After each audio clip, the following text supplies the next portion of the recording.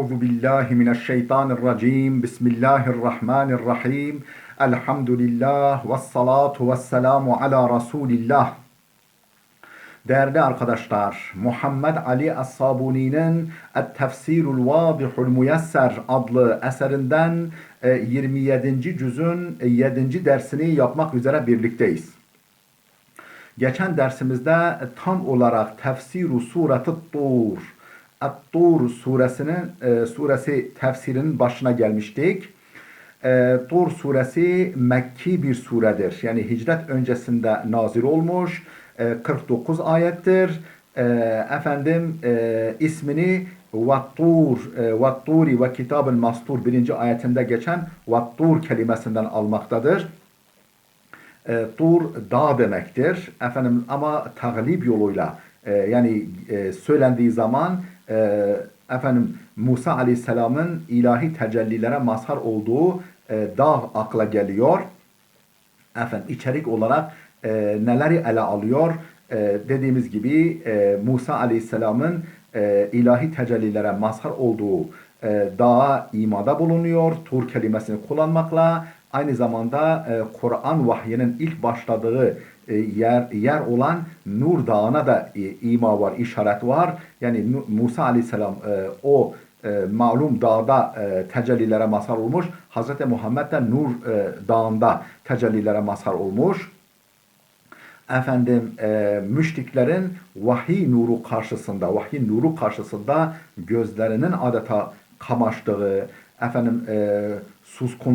suskunluğa büründükleri, ardından birbiriyle çelişkili yakıştırmalarda bulundukları, yani Kur'an işte şöyledir böyledir diye değişik, yani birbiriyle çelişen yakıştırmalarda bulundukları Kur'an'a yönelik bunlardan bahsedilir. Kıyameti müteakip kafirlerin uğrayacakları cezalar, kıyametten sonra, kıyameti takip eden dönemde kafirlerin görecekleri azaplar, kötü durumlardan bahsedilir. Daha geniş bir biçimde ise müminlerin cennet hayatından söz edilir. Cennet hayatı anlatılır müminlerin. O kafirlerin akıbetinin daha geniş bir biçimde. Ayrıca hakka karşı çıkanların hüsrana uğrayacakları vurgulanır. Hakikate karşı çıkanların uğrayacakları hüsran vurgulanır. Yani bu Tur suresinin içeriği bundan ibaret. Şimdi her zaman yaptığımız gibi suremizin işte baş ayetlerine, yani birkaç ayetine meal verelim. Ardından tefsirini kitabımızdan arz edelim. Bismillahirrahmanirrahim. Vattur ve kitabın mastur fi raqqin menşur vel beytil ma'mur ve sakfil merfu' vel bahril mescur inne azaba rabbike levâki' ma lehu min dafi' Vattur, Tur'a yemin olsun. Tur'a, yani dağa yemin olsun. Ve özellikle de Musa Aleyhisselam'ın ilahi tecellilere mazhar olduğu o dağa ve Kur'an'ın da nuzuluna sahne olan dağa yemin olsun. Ve kitab-ı mastur, satır satır yazılmış kitaba, yani Kur'an'a, daha önce Tevrat'a, ve fi rabbin menşur, açılmış ince deride, ince deri üzerinde açılmış, yayılmış ince deri üzerinde satır satır yazılmış olan kitaba andolsun. Vel beytul ma'mur, beytul ma'mura andolsun. Beytul ma'mur nedir? Bu konuda iki yorum var. Birincisi, her zaman ziyaretçilerle, tavaf yapanlarla, itikafa çekilenlerle etrafı şen olan, etrafı cıvıl cıvıl insan kaynayan Kabe'ye de yemin etmiş olabilir. Beyt-i Ma'mur, yani şen demek, kalabalık demek.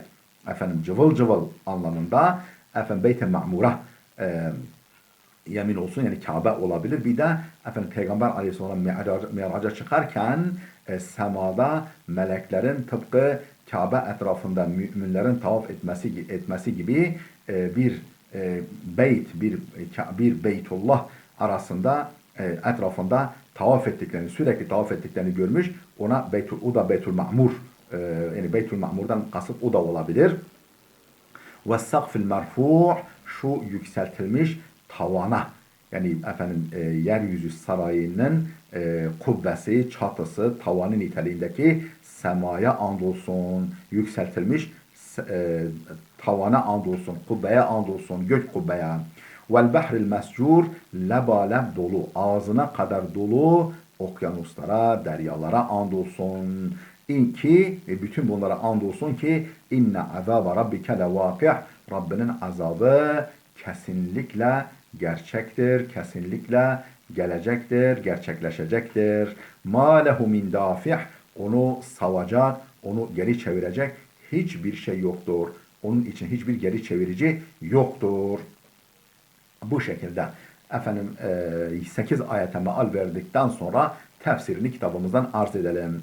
Buyuruluyor ki وَالطُّورِ وَكِتَابٍ مَسْطُورٍ فِي رَقٍ مَنْشُورٍ Tura andolsun satır satır yazılmış kitaba. Nerede yazılmış? فِي رَقٍ menşur, efendim açılmış, yayılmış, uzatılmış, ince deriye yazılmış. Efendim ey uksimu lekum bi cebelit tur ve bil Kur'anil azim el mektubi alel cildir rakik. Yani sizin için Tur Dağı'na, Tur Dağı'na yemin ederim. Tabi dediğimiz gibi Allah Tur diyor. Yani Tur dağ demektir. Dağ genel anlamdadır ama söylendiği zaman tagliben yani ilk akla gelene Musa Aleyhisselam'ın ilahi tecellilere mazhar olduğu dağ. Sizin için o dağa yemin ederim. Ve bil Kur'anil azim, o şanlı Kur'an'a, el mektubi alel cildir rakik, ince deriye satır satır yazılmış şanlı Kur'an'a da yemin ederim. Vel beytil ma'mur, beyt-i ma'mura, beyt-i ma'mur ne olduğunu söyledik. Ve sakfil merfu, yüce tavanı, yükseltilmiş tavana. Vel bahril mescur, dop dolu deryaya. Ey ve uksimu lekum bil beytil ma'mur, yani sizin için Beyt-i Ma'mur'a yemin ederim. Ellezî huve matâful melâiketil ebrar. Efendim şanlı hayırlı mübarek meleklerin tavafgahı olan, tavaf merkezi olan beyte. Yani hani iki mana vermiştik ya. Birinden maksat Kabe, öbüründen maksat semadaki efendim Kabe misal melekler için meleklerin Kabe'si gibi bir mekan. Onların etrafında melekler tavaf ediyorlar. Belki de şu bizim mevcut Kabe'den yukarıya doğru bir sütun halinde yükselen o Kabe'nin devamı da olabilir. Ve bis semâil âliyetil murtafi'a. Daha neye yemin ederim? Beyt-i Ma'mur'a bir, ondan sonra murtafi' yani yükseltilmiş ve yüce semaya, şu yukarı semaya, gök kubbeye yemin ederim. Ve bil bahril muqadi naran yevmel kıyame, ve kıyamet günü efendim ateş kesilip kızışacak, cayır cayır, fokur fokur yanıp kaynayacak, efendim suları tutuşacak deryaya yemin ederim. Bu mescurdan maksat iki mana var. Mescur bir arz ettiğimiz gibi lebalem dolu deryalara, bir de efendim ateş olup tutuşan, kıyamet günü ateş olup tutuşan, belki de yerin merkezindeki mağmaların dışarıya fışkırmasıyla o deryaları kaynatacak, taşıracak, fokur fokur kaynatacak. O şekilde yanan, böyle ateş kesilen deryalara yemin ederim. Akseme Teala bi umurin hamsetin. Allah Teala 5 şey yemin etmiştir. Hiye min mahlukatillahil bedi'ati. Bu 5 şeyde Allah'ın harikulade, orijinal mahlukatıdır, yarattıkları şeylerdir. Ba'duha muşahadun mekşuf. Bir kısmı göz önünde ve açıktır ve göz önündedir. Görülebiliyorlar. Ve ba'duha mugayyebun meçhul. Bir kısmı ise gaybdir ve bilinmemektedirler. Yani gayb ve meçhuldurlar. Yani mahiyetleri meçhuldurlar. Kasemen, bu öyle yemin ediyor ki Allah 5 şeye öyle yemin ediyor ki kasemen tertecifu lehul kulub, efendim karşısında kalplerin tiril tiril titreyeceği, kalplerin tiril tiril titreyeceği bir kasemle Allah bu 5 şeye yemin ediyor. Ne konuda yemin ediyor? Neyi vurgulamak için yemin ediyor? Neyi pekiştirmek için yemin ediyor? Ala enne azaballahi nazilun bil kuffari la mahaleta. Allah'ın kafirler üzerinde hiç başka çare yok, başka seçenek yok. Mutlaka ineceğine yemin ediyor. Allah'ın azabının kafirlerin başına mutlaka geleceğine ilişkin yemin ediyor. La mahalete, yani hiçbir Kaçış yok, hiçbir başka seçenek yok. Ve lihaza kâle. Bunun için Cenab-ı Hak şöyle buyurdu. İnne azâbe rabbike levâki'. Rabbinin azabı vakidir. Yani gerçektir, gerçekleşecektir. Ma lehu min dafi'. Onu savacak, geri çevirecek hiçbir şey yoktur. Ey inne azaballahi levaki'un bil kuffari hatmen. Yani Allah'ın azabı kafirlere kesinlikle dokunacaktır, tepelerine inecektir. Ve leyse lehu dafi'un yedfa'uhu. O azab için onu savacak hiçbir dafi', hiçbir geri çevirici, ev yerfa'uhu anhum, onlardan kaldırıcı, onların üzerinden o azabı kaldırıcı hiçbir şey yoktur. Emmel kasemul evvel, birinci yemine gelince, fehuve cebelut tur, Tur dağıdır. Ellezî kellemallahu aleyhi Musa, Allah'ın Musa aleyhisselamla konuştuğu, yani direkt konuştuğu Tur dağıdır. Ve nâle minel envari ve tecelliyatil ilahiyeti manal, mazhar olduğu o ilahi tecelliler, yani ve nâle minel envari ve tecelliyatil ilahiyeti manal, ve Musa aleyhisselamın o dağda mazhar olduğu ilahi tecelliyat. Yani o öyle bir dağ ki o dağın üzerinde Musa aleyhisselam ilahi tecellilere mazhar olmuş. Festehakkal kaseme bihi, bu dağ bu yönüyle kendisine yemin edilmeye layık olmuş, mustahak olmuş. Li şerafihi ve mekanetihi ve kadasatihi, şerefinden yani yüceliğinden, mekanetinden, konumundan ve kadasatihi, kutsallığından, yani kutsallığından, mekanet yüce konumundan ve şerefinden, yüceliğinden dolayı kendisine yemin edilmeye layık olmuştur. Ve emme thani, ikinci yemin edilen hususa gelince, fehuvel kasemu bil Kur'anil azim, yüce Kur'an'a, o şanlı Kur'an'a yemin edilmesidir. El munzeli ala hatemil mursalin, peygamberlerin sonuncusu olan Hazreti Muhammed'e indirilmiş olan Kur'an'a sallallahu aleyhi ve sellem. Ve huve eşraful kutubi ve afdaluha, bütün kitapların, semavi kitapların en şereflisi, en yücesi ve en üstünüdür. لِأَنَّهُ جَمَعَ كَمَالَاتِ الرِّسَالَاتِ وَالْكُتُبِ السَّمَاوِيَّةِ, çünkü bütün ilahi mesajların, risalet yani elçiliklerin, mesajların üstün yönlerini kendinde toplamış. وَالْكُتُبِ السَّمَاوِيَّةِ, bütün semavi kitapların ve ilahi risaletlerin, yani ilahi mesajların, misyonların kemalatını Kur'an kendisinde barındırmış, kendisinde toplamıştır. Ve emme thalithu, üçüncü yemine gelince, fehuvel kasemu bil beytil ma'mur, beytin ma'murah. Yani o cıvıl cıvıl, o şen, o böyle etrafı her zaman kalabalık olan beyte yemin etmesidir. Fehuve lil melaiketil abrar, o beytul ma'mur kimin beytidir? Kimin için Beytullah'tır? Mübarek melekler için, kel ka'betil muşerrafeti lil müminin, müminler için, yeryüzündeki müminler için Kabe neyse, Beytül Ma'mur'da melekler için odur. Ve fi hadisil İsra, yani İsra hadisinde, Peygamberimizin İsra'dan, Mi'raç'tan bahsettiği hadiste şöyle deniliyor. ثُمَّ رُفِعَ اِلَيَّ الْبَيْتُ الْمَعْمُورِ, sonra bana Beytül Ma'mur gösterildi. Beytül Ma'mur gösterildi. فَاِذَا هُوَ يَدْخُلُهُ كُلَّ يَوْمٍ 70,000 minel melaike. Baktım ki oraya her gün 70.000 melek giriyor. 70.000, belki çokluktan kinayede çok daha fazla oraya melek girip çıkıyor. Daha da giriyor. ثُمَّ لَا يَعُودُونَ اِلَيْهِ, bir daha da dönmüyorlar. Yani o kadar Allah'ın melek. لِكَثْرَتِهِمْ, yani daha sıra onlara gelmiyor yani. Giriyorlar, çıkıyorlar, bir daha sıra olay. O kadar çok melek girip çıkıyor oraya. لِكَثْرَتِهِمْ, çokluklarından dolayı böyle denilmiş. Ravahu Muslim, bu hadisi İmam Müslim nakletmiş, kaydetmiş. Ve emmer rabi'u, dördüncü yemine gelince, fehuvel kasemu bis sakfil merfu', şu yükseltilmiş tavana, yani gök kubbeye yemin ediliyor. Ve hiyes sema'ul aliyetul muhkemetul murtafi'a, yüksek, muhkem, sapasağlam ve yüce semadır. Vel vakifetu biduni a'midetin bi kudret rabbil alemin. Rabbul aleminin kudretiyle sırf direksiz bir şekilde yukarıda duran, böyle havada duran gök kubbe, atmosferin ötesindeki böyle yıldızlarla, avizeler misali yıldızlarla süslenmiş, bezenmiş, ışıl ışıl olan gök kubbe. Oradaki gök cisimleri hepsi havada, boşlukta duruyorlar. Summiyet sakfen, peki neden tavan denmiş? Sakf, tavan, kubbe. Neden denmiş? لَاَنَّهَا كَسَّقْفِ لِلْبَيْتِ, çünkü ev için tavan neyse, efendim ev için, saray için, mabed için kubbe neyse yeryüzü mabedi, yeryüzü sarayı, yeryüzü evi, yani hepimizin evi, sarayı ve bütün mahlukatın mabedi, ibadetgahı olan yeryüzü için, dünya için bir tavan niteliğindedir. Ve emmel hamisu, beşinci yemine gelince, yemin edilen beşinci hususa gelince, fehuvel kasamu bil bahril mescur, efendim cayır, yani ne diyeyim, yanan, cayır cayır yanan, tutuşan deryalar.